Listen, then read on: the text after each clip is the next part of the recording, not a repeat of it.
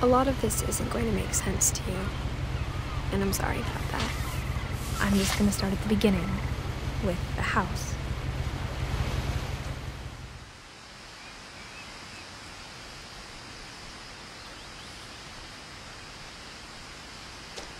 Someone had put up a chain link fence, but it looked like I wasn't the first person to hop it.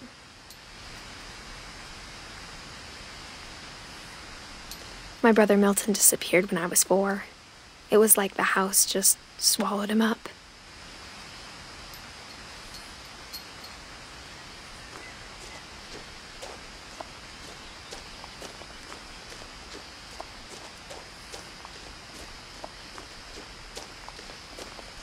I lived here until I was 11, but I wasn't allowed inside half the rooms.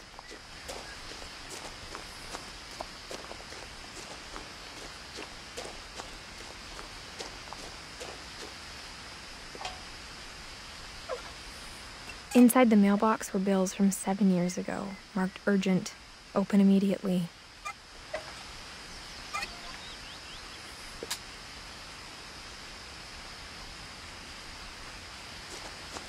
I hadn't been back since my brother Lewis's funeral.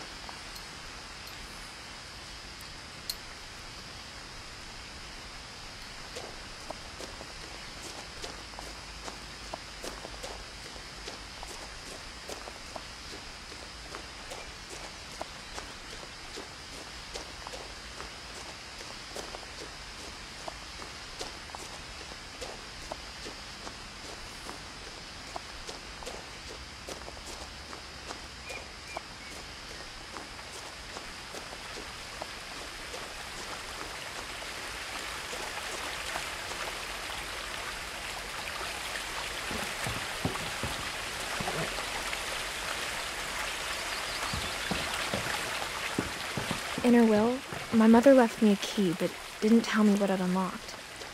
Maybe she thought I'd know. Or she thought that the mystery would be enough to bring me back.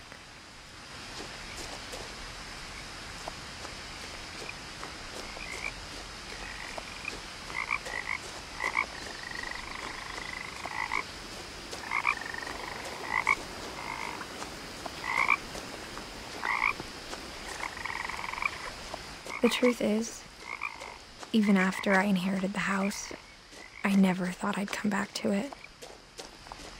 But now I had questions about my family that only the house knew the answers to.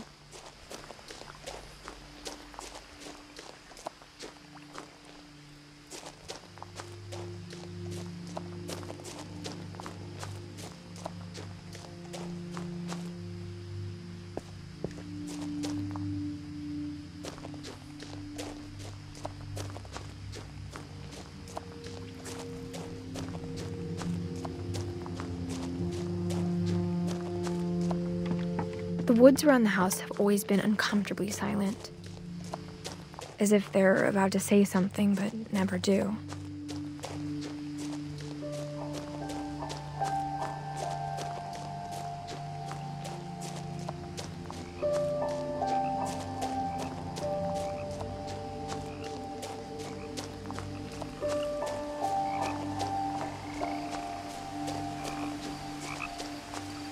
The house was exactly like I remembered it, the way I'd been dreaming about it.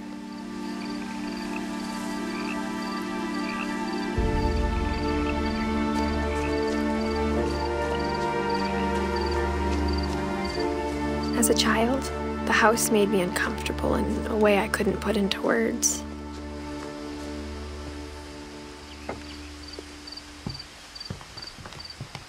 Now, as a 17-year-old, I knew exactly what those words were. I was afraid of the house.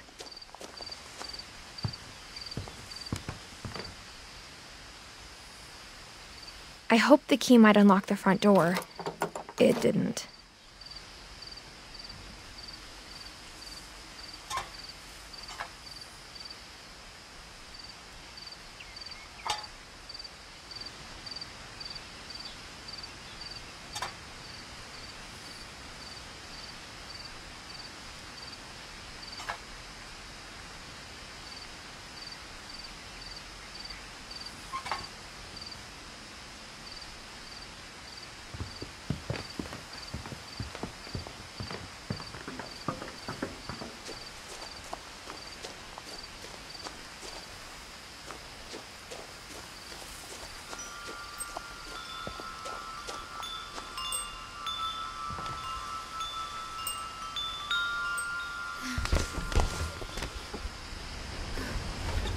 Crawling through the doggy door used to be a lot easier when I was 11.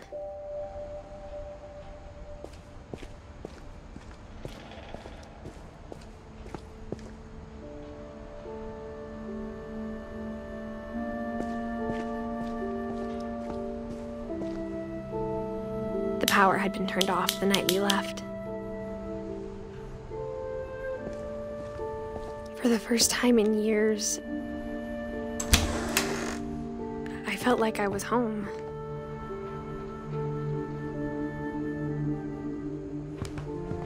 But instead of a family, there were just memories of one.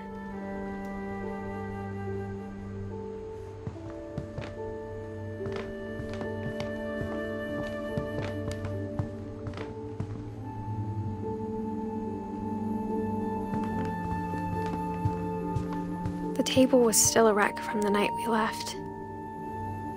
It was like a bomb had gone off, killing everyone but sparing the furniture.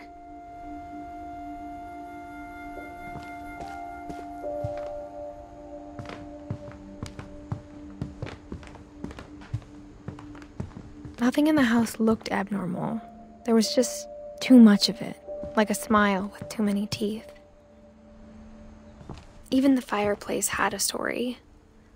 Edith told me the bricks came from the original house, after it sank.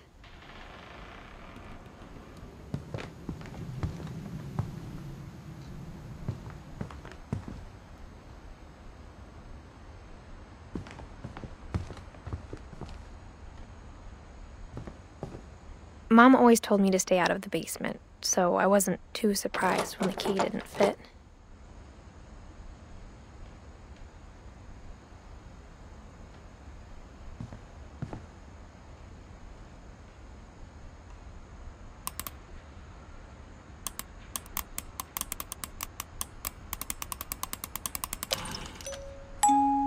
Great-Grandpa Sven built a music box for Barbara, along with the rest of the house.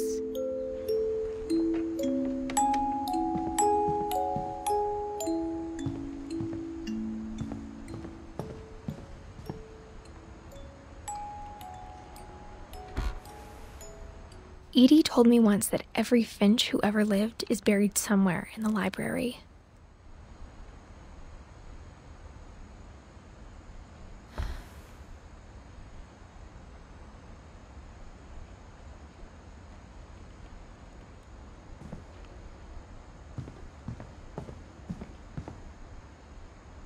My mom wasn't much of an optimist, but she never stopped believing that my brother Milton was alive.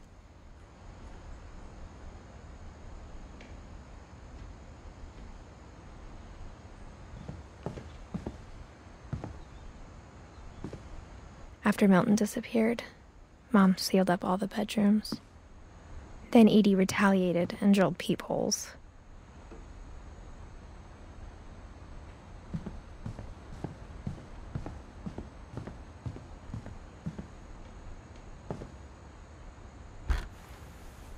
My Grandpa Sam spent 7 years sharing a room with his dead brother, Calvin.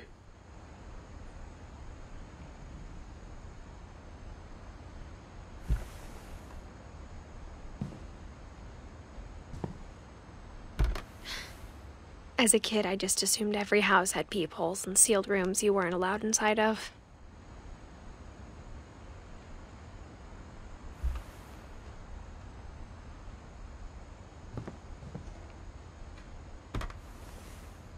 The last time I was in Edith Sr.'s room, I was 10 and she was painting my portrait.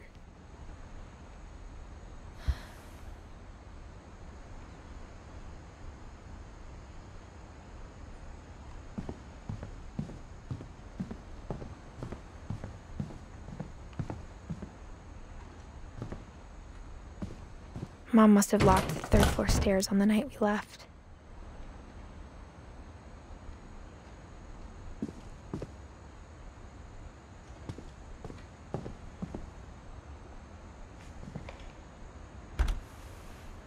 Barbara was a child star for 2 years, until America grew out of it.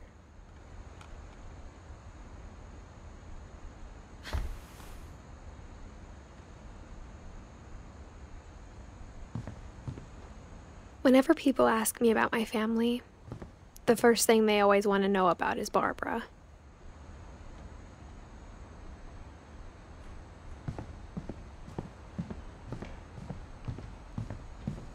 I spent a lot of time playing in Great Uncle Walter's room. I think my mom sometimes regretted not sealing it up.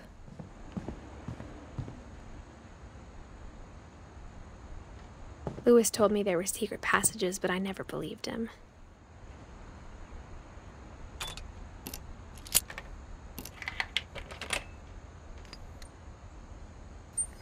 Turns out, my mom was really good at keeping secrets. Now it was time to find out what my mom had been afraid of.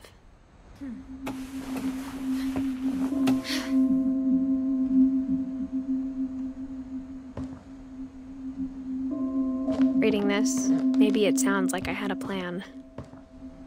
But I had no idea what was behind that door.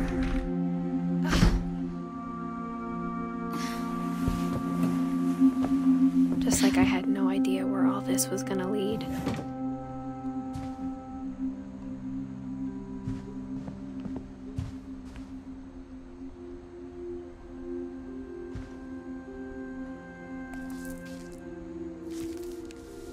December 13th, 1947. Dear Diary, I'll be gone soon, but I wanted to tell somebody about what's gonna happen. It started when Mom sent me to bed without dinner. I woke up and I was starving, so I looked around for something to eat.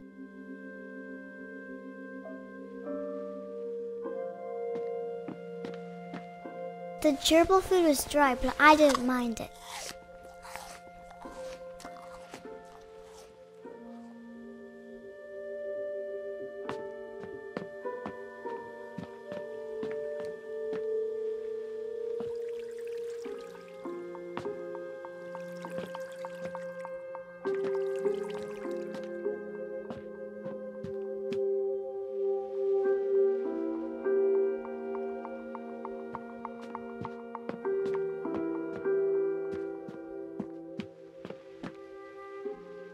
My Halloween candy was all gone.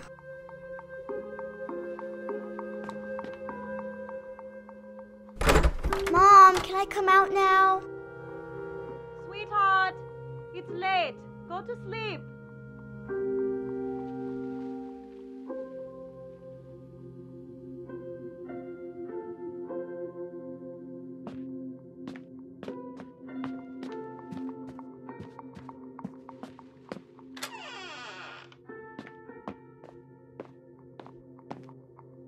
I ate a lot of things that night.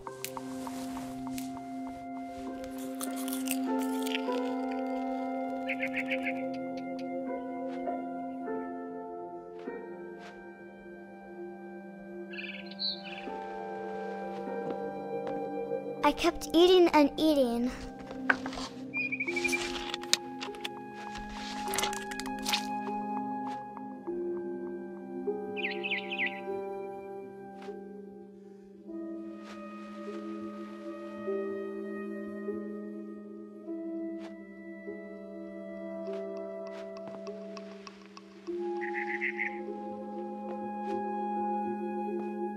Then I heard chirping outside my window. It was a barn swallow going back to her nest. I reached out for her.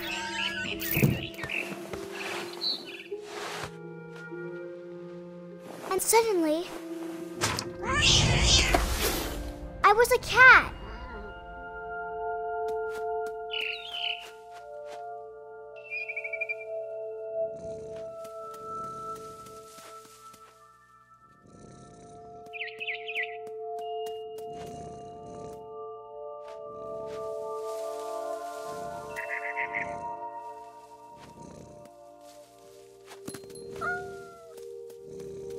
I tried to be quiet, but the bird was really scared.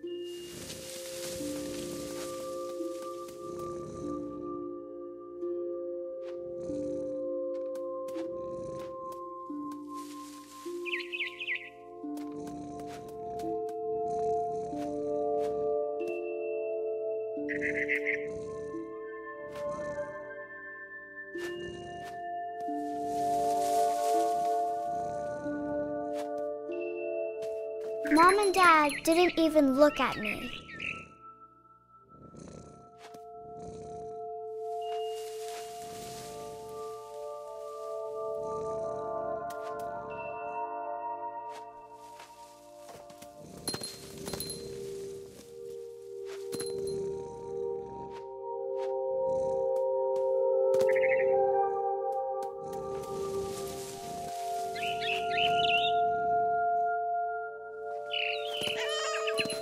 The babies were all gone,